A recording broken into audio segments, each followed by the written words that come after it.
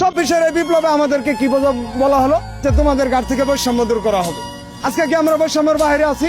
এই যে মোড়ে মোড়ে গাড়ি ধরে আমাদের কাছে 1200-1400, আর না হলে ব্যাটারি খুলে আমাদেরকে নিয়ে এই যে হেনস্থা করছে। আজ পর্যন্ত এদেশের কোনো মানুষ প্রতিবাদ করছে? যে দেশের খেটে খাওয়া মানুষকে এভাবে অত্যাচার করার পরেও তোমরা আবার ট্রেড ইউনিয়ন করো, এই যে আজব কথা। আমরা কিন্তু এই নিষ্পেষিত অবস্থা থেকে কিছুতেই মুক্তি পাচ্ছি না। 24 বলেন, 90 বলেন আর 71 বলেন, কোন জায়গায় আমাদের স্থান হচ্ছে না, কিন্তু আমরা শুধু প্রশংসা করে যাচ্ছি। এবার আমি আর প্রশংসা করতে চাই না। দেশবাসীর কাছে একটা প্রশ্ন রাখতে চাই। হে দেশবাসী, 36 দিন আন্দোলনে এই রাজপথে কোনো চাকার গাড়ি ছিল না।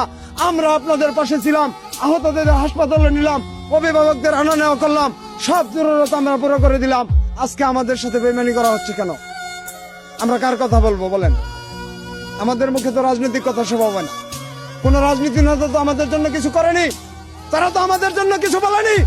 জনাব তারেক জিয়া প্রধানমন্ত্রী হয়ে ফ্যামিলি কার্ড, ইমাম কার্ড, মুয়াজ্জেম কার্ড, খাদেম কার্ড, পুরোহিত কার্ড, ঠাকুর কার্ড, কৃষক কার্ড, সবাই এই কার্ড দিল, আর আমাদের জন্য কি তৈরি করলো?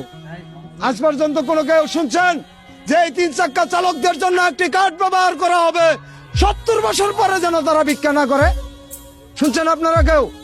কার কথা বলবো আমি? কার কথা বলবো?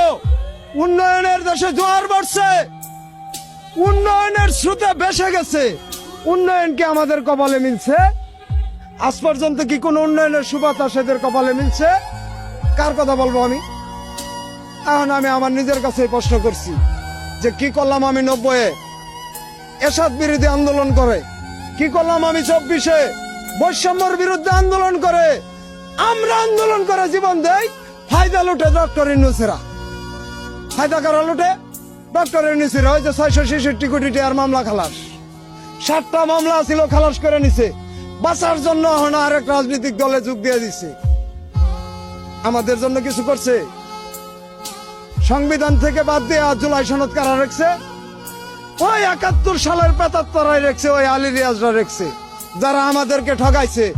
ওই বসুন্ধরা কোম্পানিরে পূর্বাচলে 3,500 একর জমি দিছে যে তোমরা অ্যাপার্টমেন্ট ফ্ল্যাট করে বেছো, আর আমার পদ্মার চরে 2 কাঠা দিছে আল্লাহর হস্তে। এটার নাম গণতন্ত্র? এটার নাম সমান অধিকার? তোমার 5টা কোম্পানি আছে, তুমি 10টা করবা, আর শ্রমিকরা শোষণ করবা, আর শ্রমিক সমান অধিকারের সবক দিবা। এই অধিকার আমাদেরকে আর কতদিন বোঝানো হবে?